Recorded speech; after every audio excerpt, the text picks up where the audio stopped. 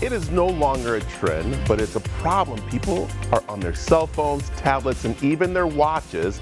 Marina Auerbach from Mask is here to give us insight on how the family can have more family time and less screen time. And I want to make sure I said Marina Auerbach, and I did it. I was very proud of that. You did great. That's right on. So Marina, how are you doing today? I'm great. Thanks for having me on. Let's tell people what Mask is all about. Sure. So MASK stands for Mother's Awareness on School-Age Kids. And our mission is to empower, educate children and families on current issues, so hot topics.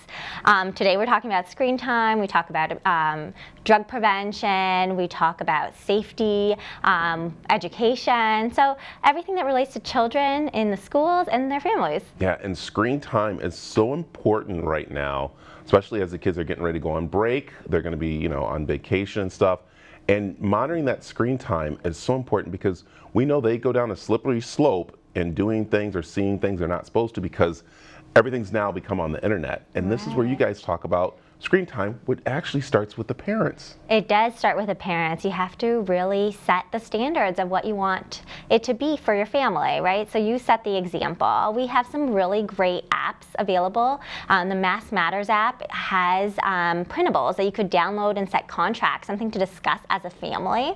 And screen time, you think of screen time and the dangers of screen time with teenagers, but it really starts way before that with toddlers, right? How much Peppa Pig are they watching? And then how much TikTok are they watching later on? So and then how much are you watching? So it really comes full circle to what the parents want to set as a standard for their family. And not all screen time is bad. You need a break, and that's okay too. Yeah. I like where Mask has a list and they talk to you, and they talk to you, they don't tell you, they talk with the parents, even on your guys' website, about what to look for in some of these kid apps and what they see, because they get kind of tricked. You hear about, the Piggy, what you just said, and that's pretty cute. But then they all of a sudden hear about this other one. And they think it's the same thing, but it's not, and that's where they need to monitor those. Right, it's the clicking game. Do you have parental control set up that your kids, if they click on a Peppa Pig, a children's friendly cartoon, they could go down a slippery, creepy slope if they don't have those parental controls. And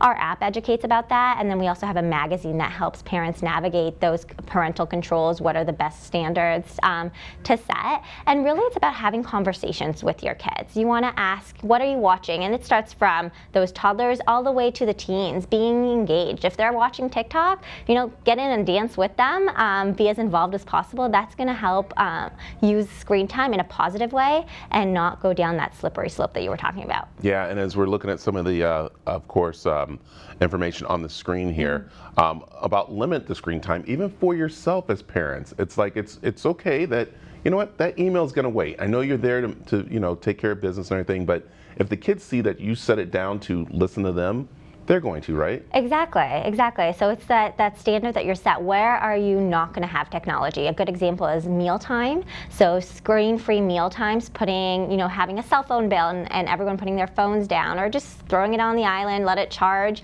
while you have a nice dinner time conversation. Out of the bedrooms is a big one we talk about as well. Being able to see what your child is watching. If they're in their bedrooms with door closed, first of all, it's going to affect their sleep, which we never want. And also you can't monitor that usage. So you really want to make sure that if they are using screen time, it's somewhere where you could see what they are watching and engage with them. And then for yourself as well, have a conversation with your loved one in your bedroom, or take care of yourself. It's your own personal space. Yeah, and of course, we were seeing about setting boundaries, and the big one is to set a boundary of spending time together. And that will take away from people actually being on their screens. Right, and that's what the holidays are all about, right? Spending time together. So if you have your screens up, it's hard to engage with the person next to you. So put those screens away, engage, have a conversation, have some active time, go outside, go for a walk, don't bring your phones with you. Have that one time a day that you're not gonna bring phones as a family. That's really gonna help in setting those boundaries, and then when you do use those screens, it becomes a positive. Everyone, last year we did online schooling. Screens could be great when they're used properly. There it is right there. Yeah. All right, tell them what the website is where they can go find more information. maskmatters.org. There it is, and the apps and everything's right there. There it is on the screen. And again, what a great time for maybe to start something for the new year, and that is family time instead of screen time. Yeah, it's a great Thank you, thing. Marina, for joining us. Thanks for having me.